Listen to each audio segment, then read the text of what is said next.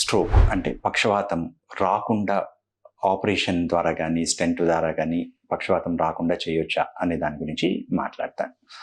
పక్షవాతము అనేది రావడానికి ముఖ్యంగా 2 కారణాలు ఉంటుంది. ఒకటి మెదడులో బ్లీడింగ్ అయినందువల్ల కానీ, లేదా ఎక్కువ శాతము మెదడుకి వెళ్ళే రక్తనాళాల్లో కొవ్వు పేరుకొని బ్లాక్ అయినందువల్ల వచ్చే అవకాశాలు ఉంటాయి. ఇలా కొవ్వు పేరుకున్నందువల్ల వచ్చే స్ట్రోకు అనేదాన్ని మనము మందుల ద్వారా కానీ, లేదా ఆపరేషన్ ద్వారా కానీ, లేదా స్టెంట్ వేయడం వల్ల కానీ మేజర్ స్ట్రోక్ రాకుండా నిరోధించే అవకాశం ఉంటుంది.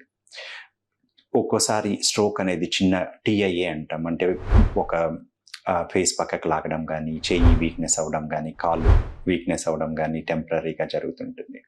వీటిని టీఐఏ అంటారు. ఇలా జరిగినప్పుడు వెంటనే ఒక న్యూరాలజిస్ట్ని సంప్రదించి అల్ట్రాసౌండ్ స్కాన్ను, మెదడుకి వెళ్ళే రక్తనాళాలు మెదడు స్కాన్ చేయించినందువల్ల ఈ రక్తనాళాల్లో బ్లాకేజ్ ఉందా లేదా అనేది మనం కనుక్కోగలుగుతాం.